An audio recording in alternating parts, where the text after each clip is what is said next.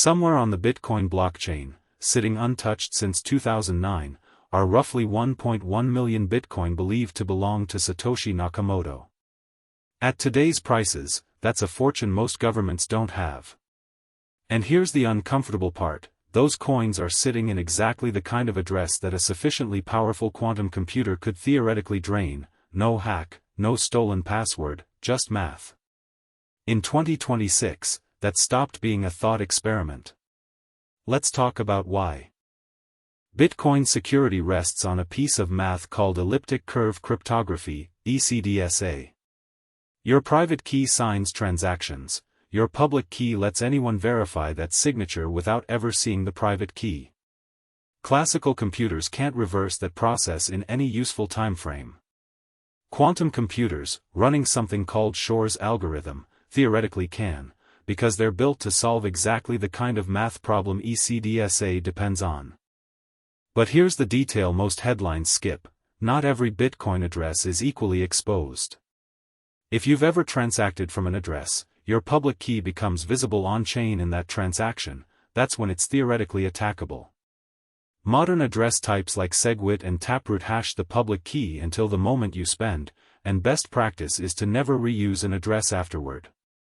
Early Bitcoin addresses, the pay-to-public key format used back in 2009 and 2010, including, almost certainly, Satoshis, have their public keys sitting out in the open permanently. Researchers estimate around 4 million BTC, roughly a fifth of the entire circulating supply, sits in these higher-risk formats. For years, the comfortable industry line was, quantum computers that could break Bitcoin are decades away, don't worry about it. That estimate was built on needing something like 9 million stable physical qubits. Then Google's quantum AI team published research in 2026 showing the real number could be under 500,000, a roughly 20-fold reduction.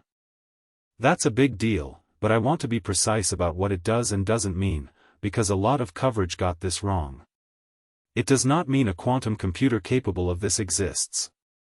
Today's best machines run somewhere around 100 logical qubits, the stable, error-corrected kind that actually matter for an attack like this. The gap between 100 and 500,000 is still described by researchers as hundreds of times larger than what we have. What changed is the slope of the curve, not the current reality. The timeline moved from comfortably theoretical to worth actually planning for. Ask 3 experts, get 3 answers, and that's worth showing you honestly rather than picking the scariest one. Ethereum researcher Justin Drake put the odds at roughly 10% that a quantum computer recovers a Bitcoin private key from an exposed public key by 2032. Bitcoin veteran Adam Back has argued the real window is 20 to 40 years out. And on the policy side, the US has set a federal target of phasing out ECDSA-style cryptography by 2035, not because an attack is imminent, but because government agencies plan security transitions on decade-long timelines, the same way you'd plan a slow migration off an old operating system before it's actually unsupported. The honest takeaway: nobody credible is saying this happens next year. The honest concern is that Bitcoin transactions, once confirmed, are permanent, so the migration to quantum-safe security has to finish before the threat arrives, not after. That's a very different kind of deadline than a normal software vulnerability.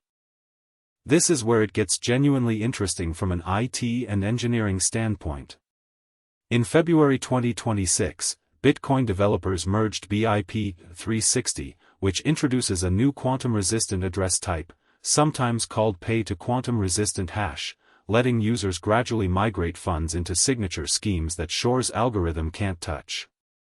Separately, NIST finalized 3 post-quantum cryptographic standards in 2025, MLKEM, MLDSA, also known as dilithium, and SLHDSA, or Sphinx Plus.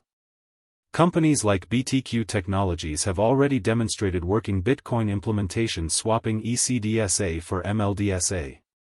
The catch, and this is a real engineering trade-off, not a footnote, these lattice-based and hash-based signatures are significantly larger than what Bitcoin uses today, which means bigger transactions, more block space used per transfer, and potentially higher fees.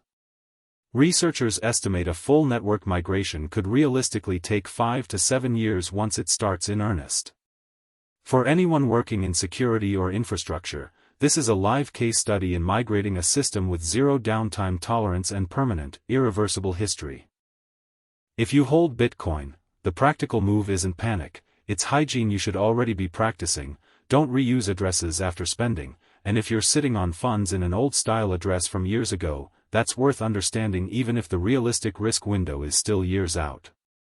If you work in tech or IT more broadly, this is worth watching regardless of whether you touch crypto, because the same post-quantum migration problem, NIST's new standards, larger keys, legacy system compatibility, is coming for TLS certificates, VPNs, and enterprise PKI on the exact same timeline. Bitcoin is just the most publicly visible test case of a transition every security team will eventually have to run. So, is quantum computing about to break Bitcoin? No. Is the industry pretending it isn't a real, active engineering problem anymore? Also no. That gap between not imminent and not hypothetical is exactly where the smart planning happens, and exactly where I'll keep digging on this channel. If you want the follow-up video once BIP 360 actually starts rolling out on mainnet, subscribe so you don't miss it. And I'm curious, if you hold crypto, are you the type to move funds to a fresh address as a precaution, or is that overkill? Drop it in the comments, I read every one.